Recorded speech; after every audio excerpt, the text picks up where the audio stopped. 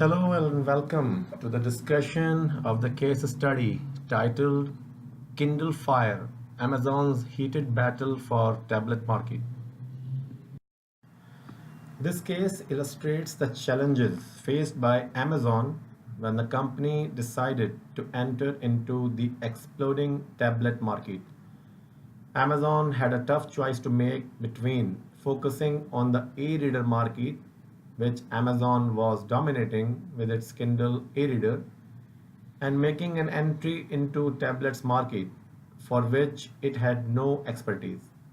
Amazon's strategy was to combine platform assets to create an end-to-end experience. This strategy involved critical decisions such as selecting a customer segment to target and a positioning for the new product. Amazon designed Kindle Fire in a way to put the full Amazon experience, that is, all things Amazon. Amazon was willing to sell Kindle Fire hardware device at a very discounted price.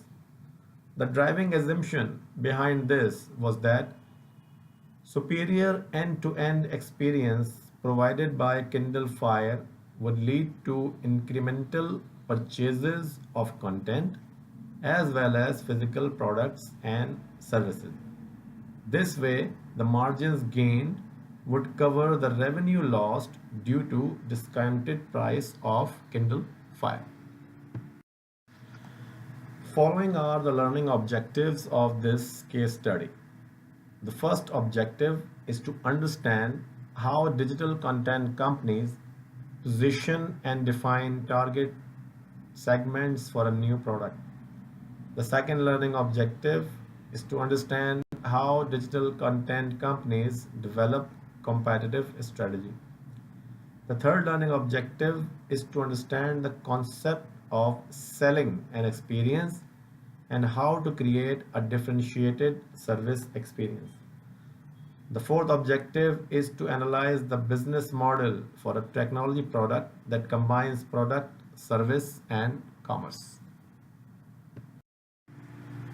Following are the questions that we are going to answer after analyzing this case study. The first question is, what is the Kindle Fire? Can we categorize Kindle Fire as a tablet? Why or why not? Which customer segments should Amazon target for Kindle Fire? Which target customer segments are most attractive? Question number 2. How should Amazon position the Kindle Fire in a market where strong substitute products such as iPad and other tablets are present? How should Amazon position the Kindle Fire relative to e-readers? Question number 3. How does Amazon plan to make money from the Kindle Fire?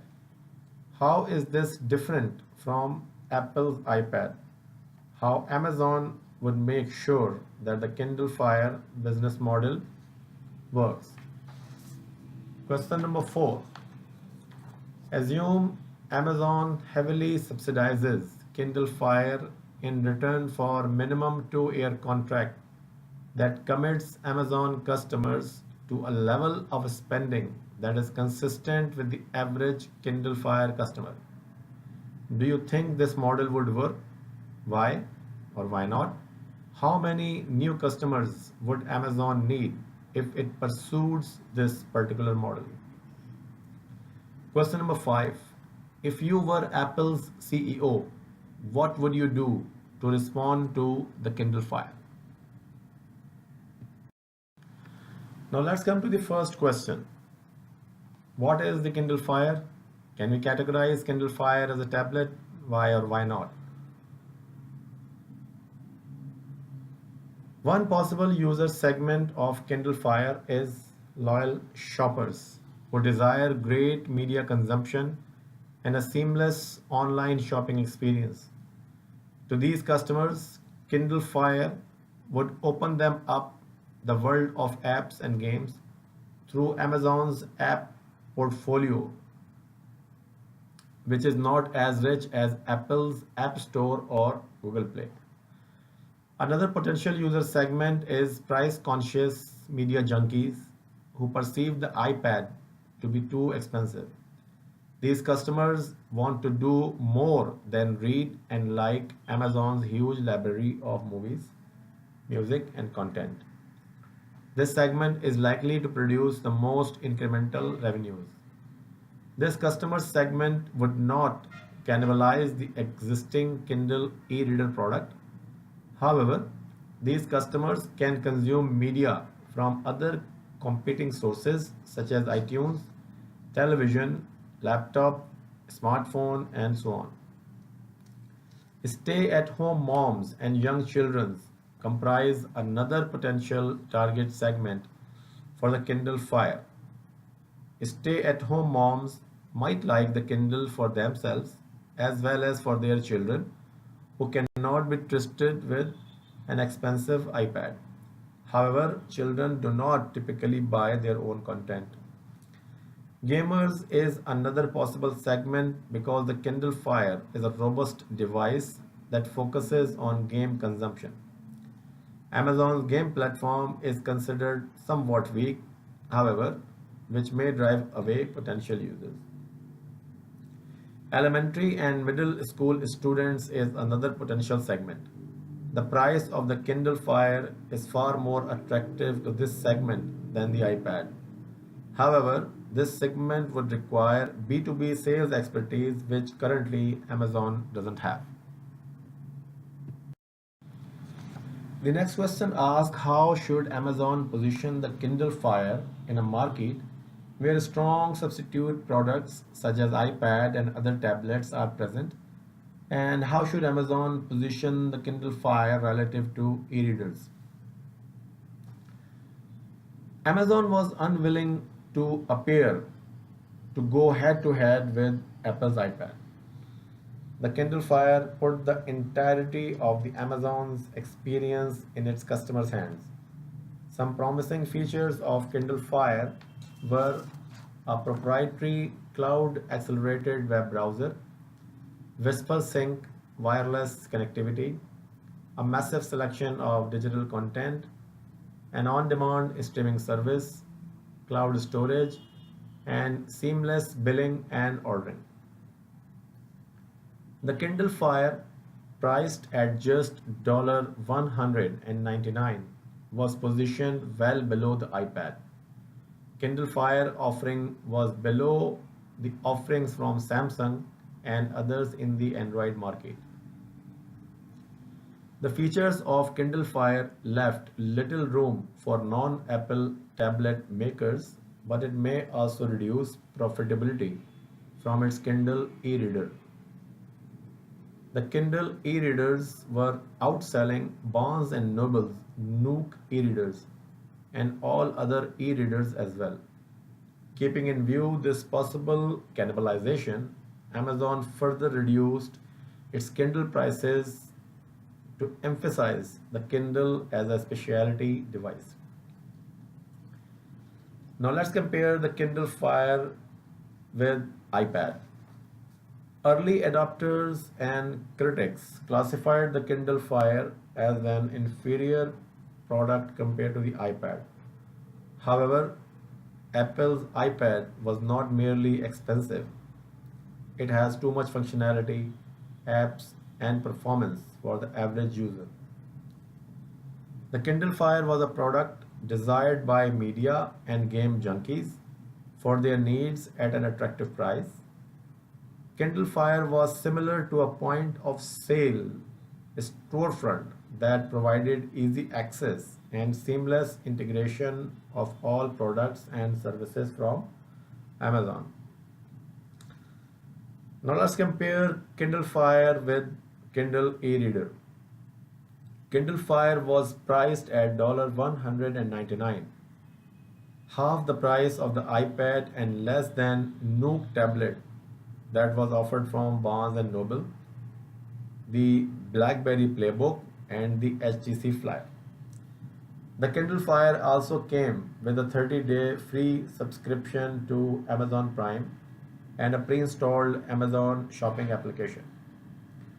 The aggressive pricing of the Kindle Fire made the $149 Kindle e-reader looks inferior in comparison.